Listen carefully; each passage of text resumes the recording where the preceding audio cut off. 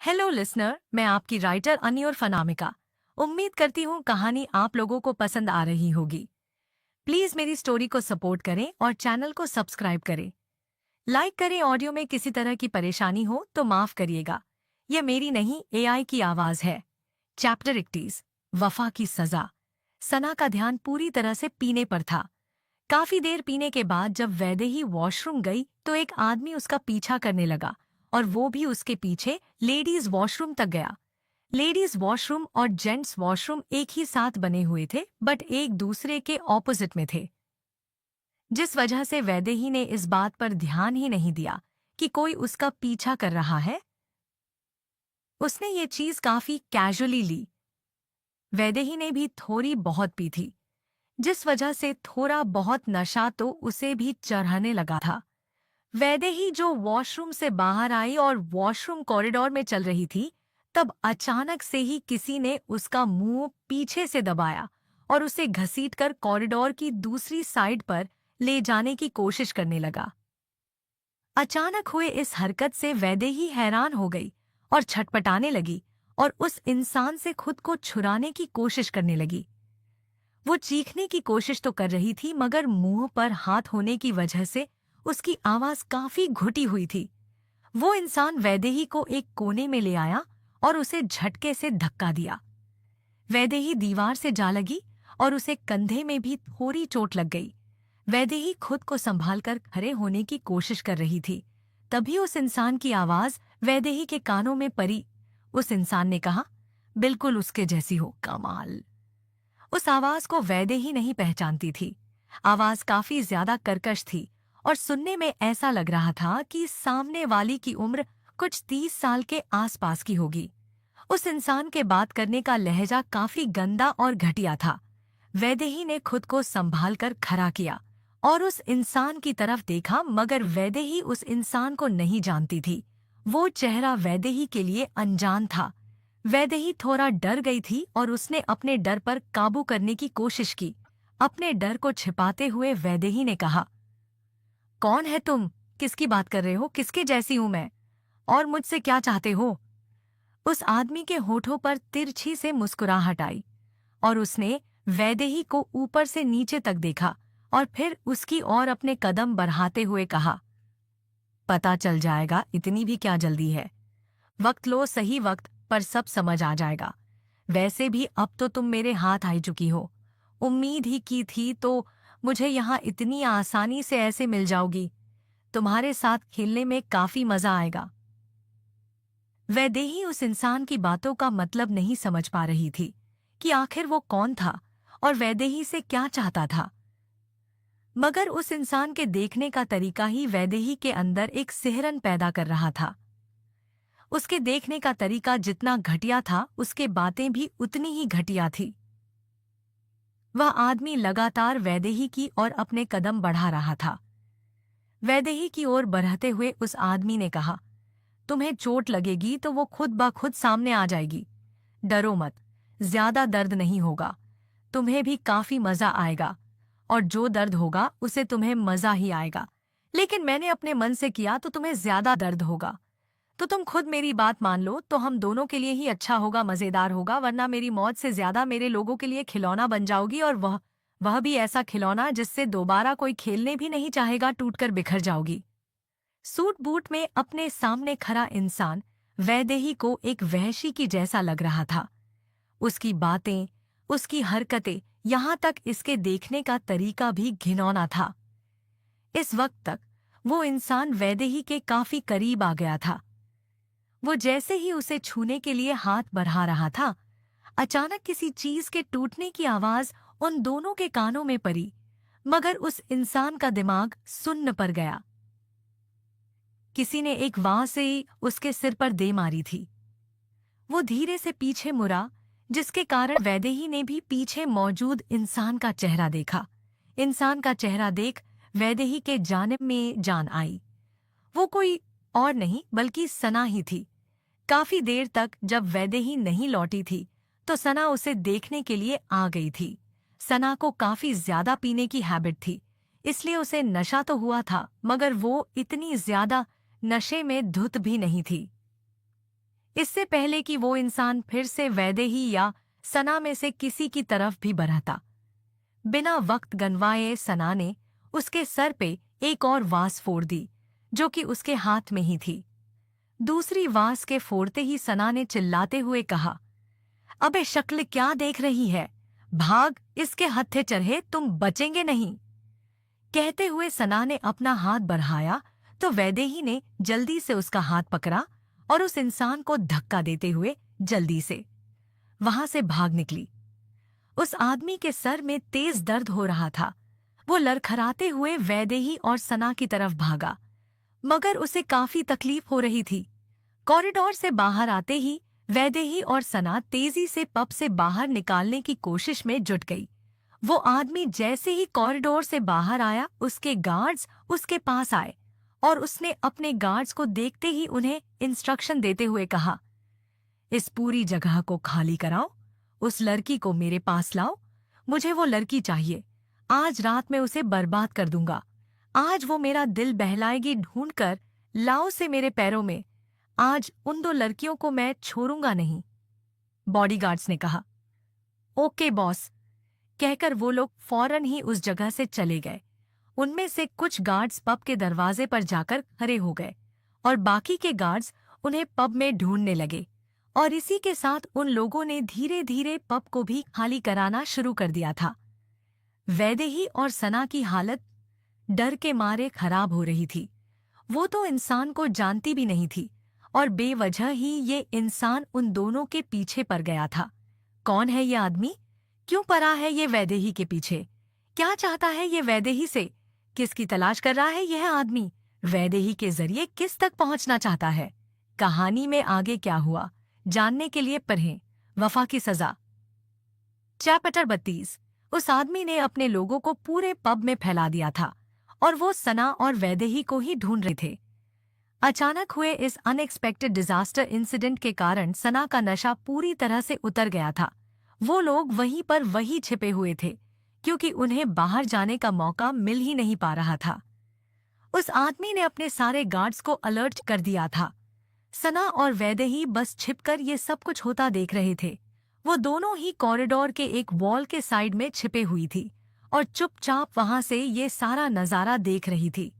इतना सारा तमाशा होने के बाद सना का दिमाग पूरी तरह से खराब हो चुका था और उसने दांत पीसकर वैदेही से सवाल किया, अबे कौन है ये? किससे पंगा लिया तूने? क्या किया तूने इसके साथ? ये तो अपने बॉडीगार्ड ऐसे हमारे पीछे लगा रहा है जैसे हमने इसका लड़का भगाया हो। अबे दहेज के पैसे लेकर भागे हैं क्या इसके? वैदेही दांत पीसते हुए घूरकर सना को देख रही थी और उसने जवाब दिया, एक काम करती हूँ, मैं उसे जाकर पूछ कर आती हूँ।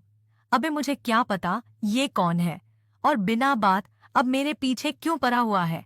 मैं तो जानती तक नहीं, देखा भी नहीं, इसलिए मैंने कभी पता नहीं कहाँ से ये बिना बात के नारियल मेरे सर पर फूटा आकर। वो दोनों काफी ज्यादा नर्वस हो रही थी और जिस वजह से वो दोनों आपस में ही लड़ने लगी। वैदेही के जवाब पर सना ने सवाल किया, अब जब तू उसे जानती नहीं है तो ये ऐसे हमारे पीछे क्यों पड़ा है? और वह तेरे साथ वहां क्या कर रहा था? साला किस्मत ही खराब है। एंजॉय करने आए थे और यहाँ आकर ना जाने कौन से गड्ढे में फंसे हैं। दोबारा मैं तेरे साथ आने वाली नहीं हूँ। वैदेही अच्छा खासा जवाब सना को देना चाहती थी, मगर उसे पता था इस समय वो बहस नहीं कर सकती। इस समय उसका ध्यान वहां से भागने में होना चाहिए।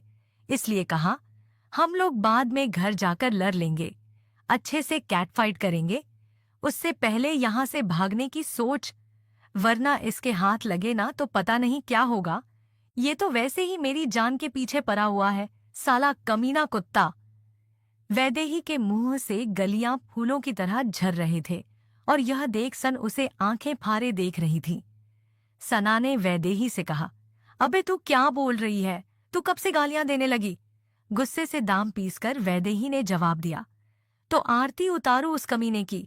एक तो मैं इसे जानती तक नहीं हो, बेवजह मेरे पीछे पड़ गया। अगर तू समय से नहीं आती तो पता नहीं क्या ये करता मेरे साथ। इतनी गंदी तरह से मुझे घूर रहा था। सना को समझ आ गया इस समय वैदेही से बात नहीं की जा सकती, वो वाकई बहुत ज्यादा भड़की हुई थी। सच में उसका भड़कना लाजिमी भी था। वैसे उसे इंसान को नहीं जानती थी और वह इंसान बेवजह ही वैदेही के पीछे पड़ गया था और कुछ भी बकवास किए जा रहा था। सना ने कहा, अभी तो बाहर कैसे निकलेंगे? वो तो सोच बाद में लड़ लेंगे, तू सही है, कैसे निकलना है? वैदेही चारों तरफ देखते हुए अपने दिमाग को दौड़ाने की कोशिश कर रही थी। वो उन सिक्योरिटी के बीच किसी तरह का लूप होल ढूंढना चाहती थी जिसकी मदद से वो दोनों वहां से बाहर जा सके। तभी कॉरिडोर से कोई गुजर रहा था और उस इंसान ने ध्यान दिया तो दो लड़कियां दीवार के पीछे छुपी बाहर की तरफ नजर रख रही थीं। उसने दो लड़कियों को आपस में कुछ बात करते हुए देखा और उन्हें बाहर की तरफ ताका झांकी करते देखा तो वह इंसान उन दोनों के करीब आया और वैदेही के कंधे पर थपथपाया। वैदेही ने अपने कंधे को घुमाते हुए झटका और अब भी वो बाहर ही देख रही थी। बिना पीछे देखे हुए वैदेही ने कहा, क्या है यार, क्यों तंग कर रही है? पहले ही जान हलक अटकी पड़ी है। मुझे बाहर ध्यान देने दे, वरना इसके हाथ लगे तो यह कहीं का नहीं छोड़ेगा।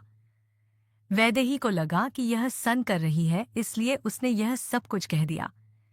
पीछे खड़े आदमी ने अपने हाथों को फोल्ड किया और वैदेही को घूरते हुए कहा, मिस वैदेही, आप अपनी हरकतों से बाज नहीं आ सकती ना?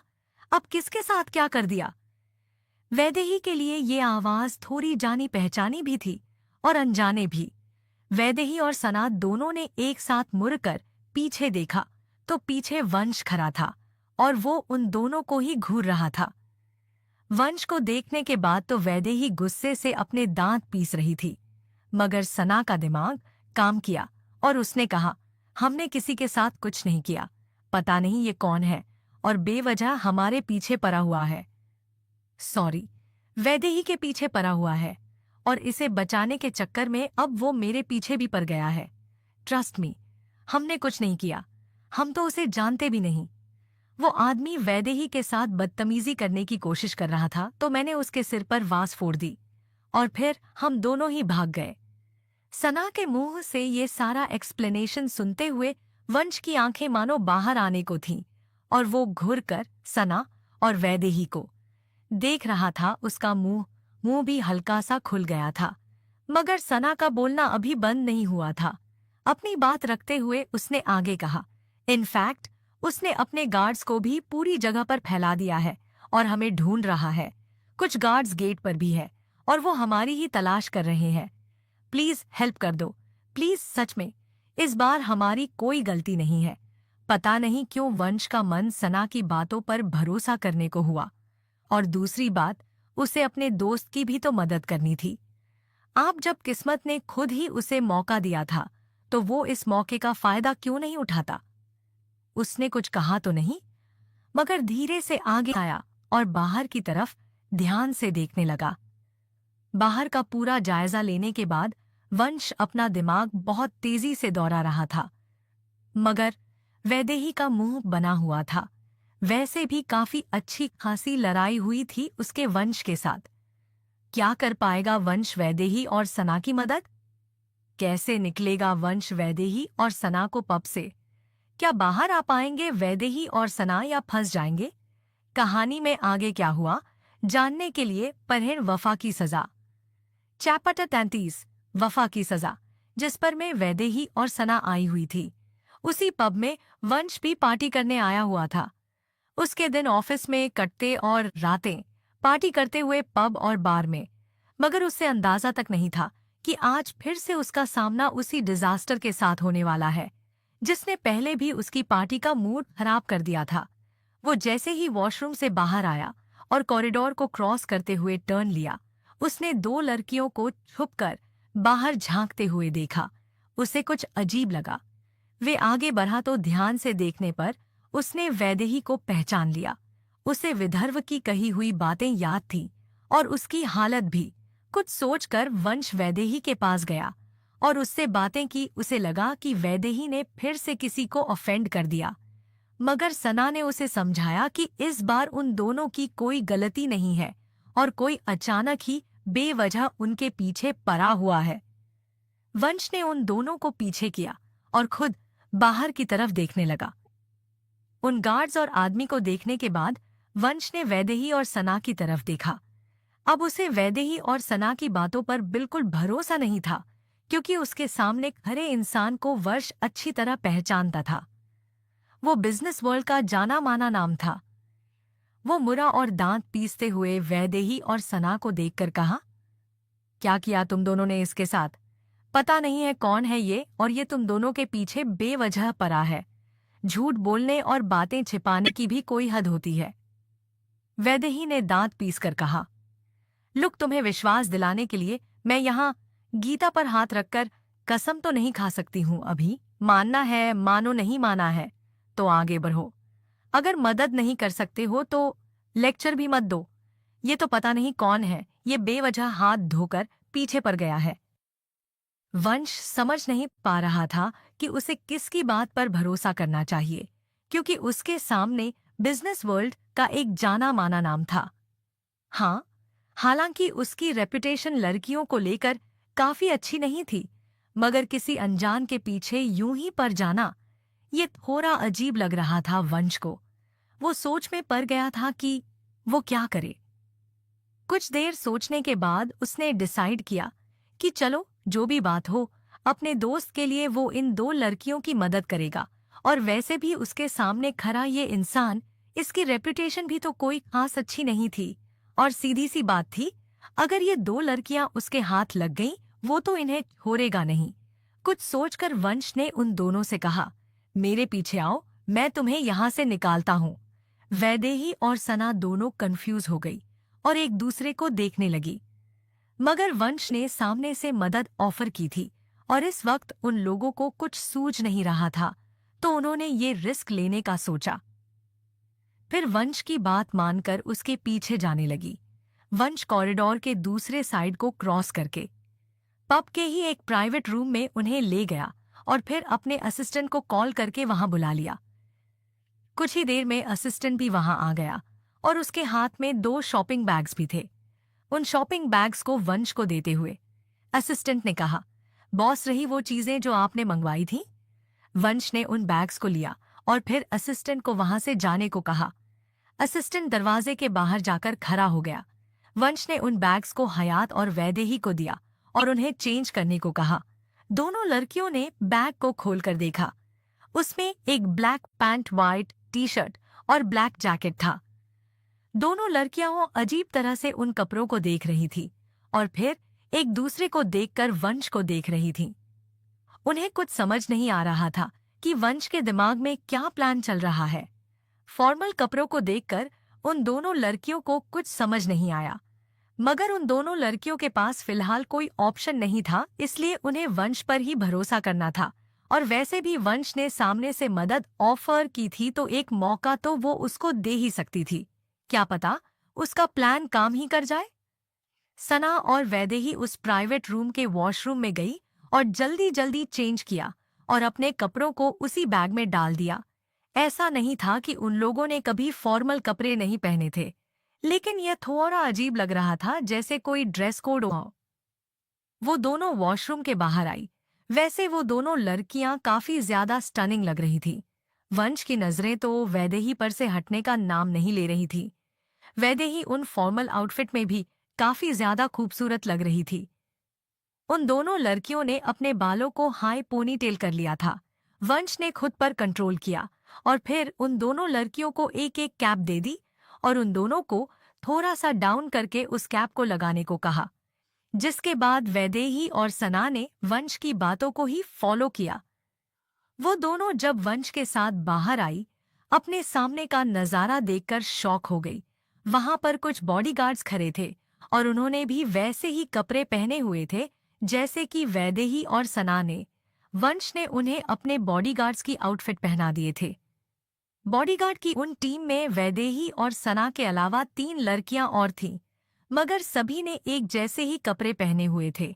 वैदेही और सना उन बॉडीगार्ड्स के साथ ही बीच में चलने लगी और वंश आगे आगे चल रहा था।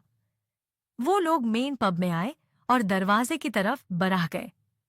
वैदेही और सना ने जैसे ही मेन पब में अपने कदम रखे, उनकी हालत का पानी सूख गया। वो काफी ज्यादा डरी हुई थी। वैदेही और सना ने जैसे ही मेन पब में अपने कदम रखे, उनकी हलक का पानी सूख गया। वंश के पीछे पीछे वो दोनों ही मेन डोर की तरफ बढ़ रही थी। वो लोग दरवाजे से कुछ 10 से 15 कदम की दूरी पर ही थे कि तभी किसी ने उन लोगों को पीछे से आवाज दी। पीछे किसी आदमी ने कहा, हे स्टॉप। अचानक आई इस आवाज से तो वंश के माथे पर भी पसीने आ गए। उसे लग रहा था कि अब ये दो लड़कियां पकड़ी जाएंगी, मगर वो अपने दिमाग को तेजी से दौड़ाना शुरू कर चुका था। वो ये सब सिर्फ अपने दोस्त के लिए कर रहा था। वह उसकी मदद करना चाहता था और उसके लिए उसने वैदेही को मोहरा बनाने का सोचा था, मगर उसके लिए उसे वैदेही के साथ अपने रिलेशन अच्छे करने थे। किसने आवाज दी है उन्हें? क्या बचा पाएगा वंश वैदेही और सना को? कैसे करेगा वंश वैदेही और सना की मदद? कहानी में आगे क्या हुआ जानने के लिए पढ़िए वफा की सजा, चैप्टर 34। वफा की सजा। वो सभी लोग पब के मेन गेट के पास अभी पहुंचे ही थे कि तभी किसी ने उन्हें रुकने को कहा। अचानक आए इस आवाज से वैदेही और सना की हालत डर से खराब हो गई। एक पल के लिए तो वंश भी सोच में पड़ गया कि कहीं वो लोग पकड़े तो नहीं गए। उसे तो अभी पूरे मामले का पता भी नहीं था। वो तो बस अपने दोस्त के वजह से अनजान लड़कियों की मदद कर रहा था, जिसमें से एक से तो वो खार खाए बैठा था। उसका बस चले तो वो वैदेही का गला ही दबा दे, मगर अपने दोस्त के खातिर उसे वैदेही और सना की मदद तो करनी ही थी। अपने फेस को न्यूट्रल करके वंश मुड़ा और पीछे देखा तो ये उस आदमी के ही बॉडीगार्ड्स में से एक था। वो बॉडीगार्ड उनकी तरफ ही अपने कदम बढ़ाए जा रहा था और वैदेही और सना अपना सिर झुकाकर खड़ी थी और कैप होने की वजह से उनका चेहरा दिखाई नहीं दे रहा था। वंश को डर था कि कहीं गलती से भी वो वैदेही और सना का चेहरा न देख लें, जिसकी वजह से वो तेजी से आगे आया और उस बॉडीगार्ड के सामने आकर खड़ा हो गया। वंश की पर्सनालिटी ऐसी थी कि कोई भी उसके सामने मुंह खोलने से पहले एक बार तो जरूर सोचेगा। उस बॉडीगार्ड ने वंश की तरफ अपना हाथ बढ़ाया और वंश से कहा, ये आप में से किसी का गिर गया? मैंने ध्यान से तो नहीं देखा कि एग्जैक्टली किसके जेब से गिरा है, बट ये आप में से ही किसी एक का है। वंश ने उस बॉडीगार्ड के हाथ की तरफ देखा। उसमें एक फोन था। वंश ने वो फोन अपने हाथ में लिया और चेक किया। यह फोन कम से कम उसका तो नहीं था। उसने फोन अपने असिस्टेंट को दिया और असिस्टेंट ने वो फोन ध्यान से देखा और सारे गार्ड से पूछा तो यह फोन किसी और का नहीं, वैदेही का निकला।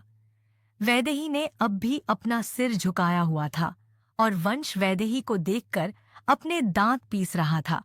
उसने अपने मन ही मन कहा, ये लड़की अपने फोन को भी ध्यान से नहीं रख सकती। अपनी चीजों को संभालना भी इस लड़की को नहीं आता। कम से कम चीजें ज्यादा बिगड़ी नहीं थीं और वंश तुरंत ही वापस मेन डोर की तरफ बढ़ गया।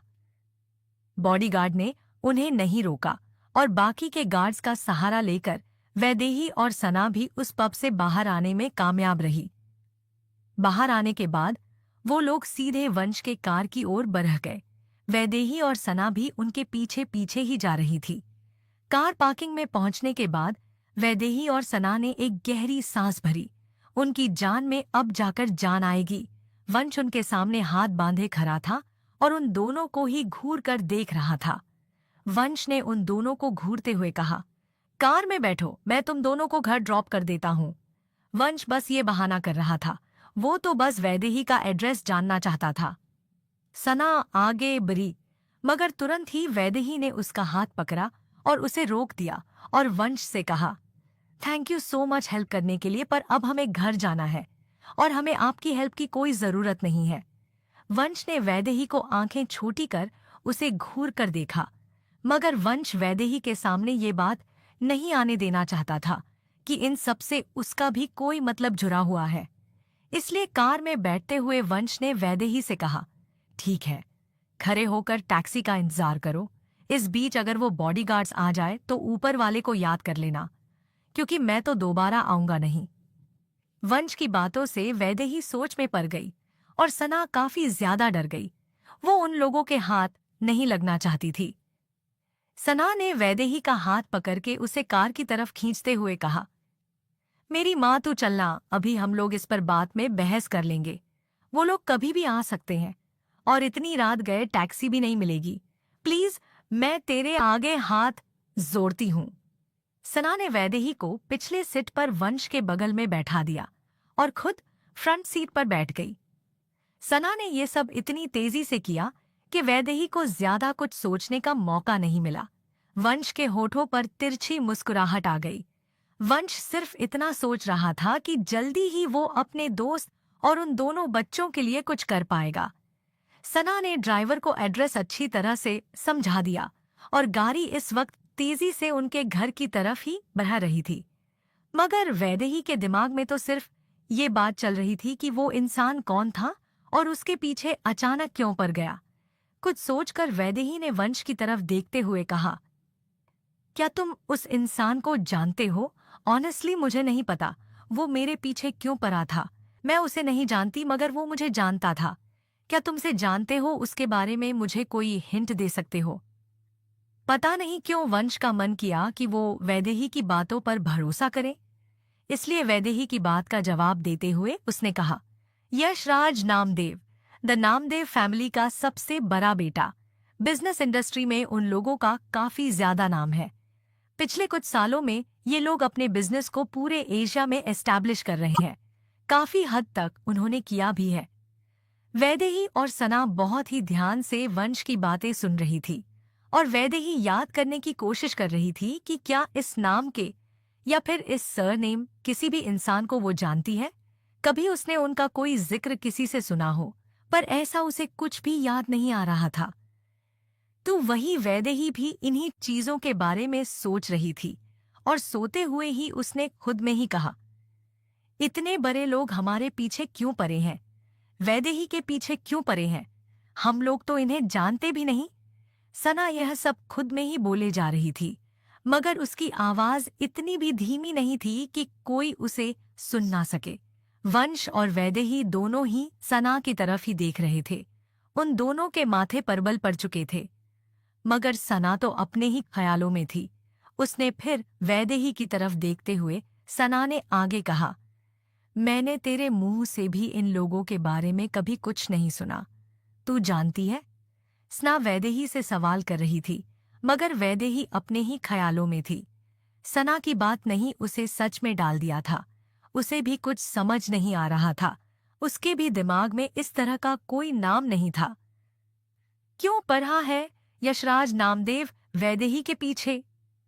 क्या जवाब देगी वैदेही सना के सवाल का? आगे क्या करेंगे सना और वैदेही यशराज नामदेव से बचने के लिए? कहानी में आगे क्या हुआ जानने के लिए पढ़िए वफा की सजा। चैप्टर 35, वफा की सजा। वंश की बातों को सुनकर वैदेही सोच में पड़ चुकी थी और वो याद करने की कोशिश कर रही थी कि इस नाम या सरनेम के किसी इंसान को क्या वो जानती है या उसने कभी किसी के मुंह से सुना हो। पर उसे ऐसा कुछ भी नहीं याद आया। तो वहीं सना उससे ये सब कुछ सुनने के बाद सवाल करने लगी, मगर वैदेही अपने ही ख्यालों में गुम थी। सना ने अपनी बात पर जोर देकर कहा, बोल वैदेही, क्या जानती है तू? उसे याद करने की कोशिश कर। सना की इस तरह बोलने पर वैदेही का ध्यान टूटा और उसने जवाब देते हुए सना से कहा, नहीं यार, मुझे नहीं पता। इनफैक्ट उस इंसान ने भी यही बात कही थी कि मैं उसे नहीं जानती पर वो मुझे जानता है। I don't know how but उसने भी यही कहा था। तुझे याद होगा ना, तूने भी तो सुना था, तू भी तो थी वहां। सना ने अपने दिमाग पर जोर डाला और उसे तुरंत ही वो बात याद आ गई और उसने वैदेही की बात पर सहमति जताते हुए कहा, हाँ मुझे याद है, और वो तेरे थ्रू किसी तक पहुंचना चाहता था, इसलिए तेरे साथ वो सब कर रहा था। बट किस तक? उसने कहा था कि तेरा चेहरा किसी से मिल रहा था, बट किससे? सना की बात पर वैदेही को भी वो बात याद आई। वंश चुपचाप उन दोनों की बातों को सुन रहा था और सोच रहा था कि आखिर क्या लिंक हो सकता है यशराज नामदेव का वैदेही के साथ। सना की बात पर वैदेही ने कहा, हाँ मुझे याद है, बट आई डोंट नो वो किस तक पहुंचना चाहता है। मेरा चेहरा मिल रहा है, इसका मतलब है कि वो जिससे भी ढूंढ रहा है वो मुझसे तो लिंक्ड है और हम लोग दिखने में भी काफी सिमिलर है, पर ऐसा कौन हो सकता है। कार अपनी रफ्तार से चल रही थी और सना वैदेही की बातें भी आगे बढ़ती जा रही थी। वंश को वैदेही की बातें सुनकर ये तो समझ आ गया कि वैदेही गुस्सैल और शॉर्ट टर्म पर जरूर है और काफी एग्रेसिव भी, मगर वो नादान नहीं है। एक बार को तो उस दिन का इंसिडेंट भी वंश के दिमाग में घूमने लगा जब वैदेही से उसकी मुलाकात हुई थी। चाहे वो पब में हो या ऑफिस में, वंश को समझ आ रहा था कि वैदेही बस थोड़ी सी गुस्सैल है और उसे पसंद नहीं है कि कोई उसे अंडर एस्टिमेट करे या उसे या उसके आसपास के लोगों को चीट करे। वो गुस्से में कुछ भी कर जाती है, मगर वो नादान नहीं है। मगर अब भी वंश के दिमाग में ये बात घूम रही है कि आखिर इतने बड़े आदमी से वैदेही की क्या दुश्मनी हो सकती है, या उसके आसपास के लोगों की क्या दुश्मनी हो सकती है, क्योंकि वैदेही तो उसकी नज़रों में एक नॉर्मल मिडिल क्लास फैमिली से ही बिलोंग करती थी। उसकी नज़रों में वैदेही एक ऐसी लड़की थी जो कि काफी टैलेंटेड थी और काफी ज्यादा एम्बिशियस, मगर शॉर्टकट उसका तरीका नहीं था। वो मेहनत में यकीन रखती थी। ऐसा लग रहा था कि वंश की सोच शायद वैदेही को लेकर बदलना शुरू हो रही थी। वैदेही और सना की बातें चल रही थी। सना ने वैदेही से कहा, सोच कर देख यार, ऐसा कौन हो सकता है जो इतनी बड़े इंसान से लिंक्ड हो, और तू लुकिंग वाइज उसके साथ फेमिलियर है। और इसकी शुरुआत अपने परिवार से कर, अपनी फैमिली में, शायद वहां से तुझे इन सवालों का जवाब मिल जाए। सना की बातों पर वंश का ध्यान टूटा और वो फिर से उन दोनों की बातों पर ध्यान देने लगा। सना की बात पर वैदेही ने कुछ कहा तो नहीं, मगर अपना सिर हिलाकर अपनी सहमति जता दी। इसी के साथ उनकी कार भी रुकी और वो दोनों घर पहुंच चुके थे। दोनों लड़कियां कार से बाहर आईं और वंश उन दोनों को उनके अपार्टमेंट तक जाते हुए देखता रहा। जब वो दोनों लड़कियां बिल्डिंग के अंदर चली गईं, उसके बाद ही वंश ने अपनी कार दोबारा स्टार्ट करने का ऑर्डर दिया। कार के स्टार्ट होते ही वंश ने किसी को कॉल लगाया और जब सामने वाले इंसान ने फोन उठाया तो वंश ने कहा, यार मुझे वो मिल गई है, मेरे पास अब उसका एड्रेस भी है, पर द यशराज नामदेव उसके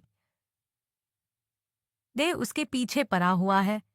मुझे नहीं पता क्यों, बट उसकी बातों से तो यही लगा कि वो उसके नहीं, उससे रिलेटेड किसी के पीछे पड़ा हुआ है। वैदेही खुद उसे नहीं जानती, मुझे दाल में कुछ काला लग रहा है। विदर्भ ने थोड़ी हैरानी के साथ सामने से कॉल पर कहा, द यशराज नामदेव, मैंने कभी गरिमा के मुंह से भी यह नाम नहीं सुना। आई डोंट नो, इस बारे में मुझे कोई आइडिया नहीं है। विदर्भ वंश की बातों पर हैरान था और उसकी ये हैरानी उसकी आवाज में साफ थी। वंश ने विदर्भ को सारी बातें डिटेल में बताई। वंश ने विदर्भ को वह सारी बातें भी बताई जो कि गरिमा और सना के बीच हुई। विदर्भ की बात सुनकर वंश ने कहा, मैं तुझे उसका एड्रेस भेज रहा हूँ, तो अश्योर कर कि उसकी सिक्योरिटी पर कोई बात ना आए। गरिमा तक पहुँचने के लिए उसका सेफ रहना जरूरी है। विदर्भ वंश की बात समझ रहा था और उसने भी अपनी सहमति जताई और फिर कुछ और बातें करके उन्होंने फोन कट कर दिया। विदर्भ ने कॉल कट करने के बाद वंश ने अपने फोन को अपने हाथ में घुमाते हुए कहा, दी यशराज नामदेव, आखिर गरिमा और उसकी फैमिली से क्या लिंक हो सकता है इन लोगों का? सोचते हुए वंश ने अपना सर अपनी चेयर से टिकाया और अपनी आंखें बंद कर ली।